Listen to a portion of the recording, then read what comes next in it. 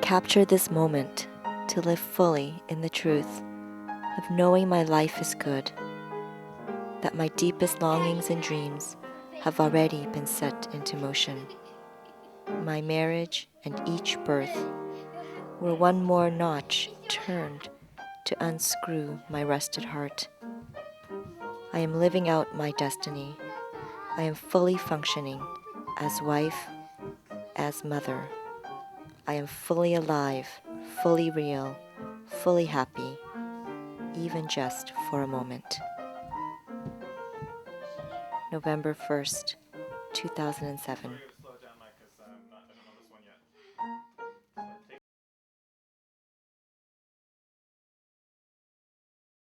I'm Jean Kim Butcher, and I'm 38, and I've been on a 13-year journey.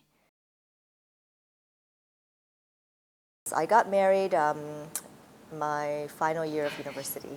So when I met my husband, we both had planned to do overseas missions and live overseas for ever and ever. Brian, can you give this to John Patrick? I won't see him tonight, Dad. And then children happened. So we had our first, which didn't seem to have changed anything because, we just trucked her along and we went to Korea and lived there with her.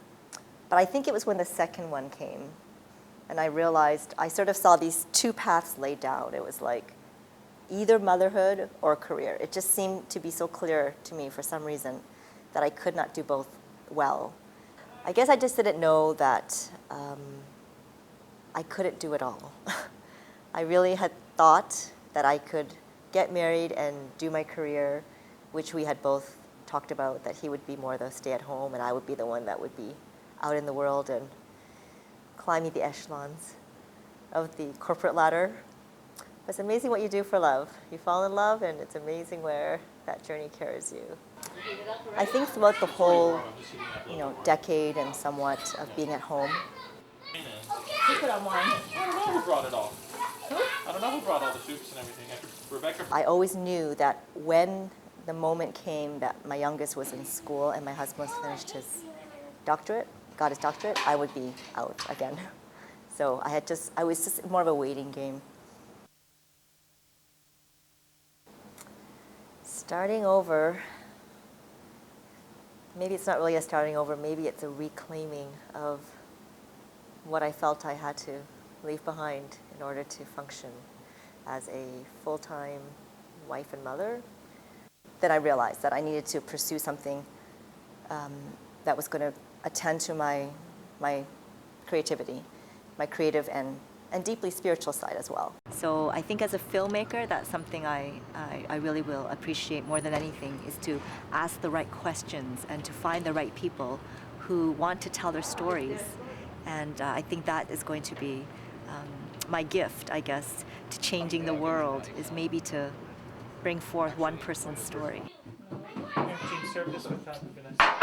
I think an underlying tone in all of this was that I don't want to be afraid to pursue my dreams and not to be afraid of being somebody who has dreams.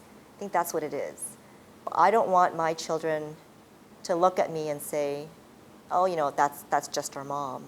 So I want to be sure that I am setting an example for them, that whatever it costs, keep your passions and your dreams alive and pursue them in whatever measure and time that it takes, which is okay. That's our rhythm of life. So even if this takes me 10 years to get off somehow, that's okay. It'll come.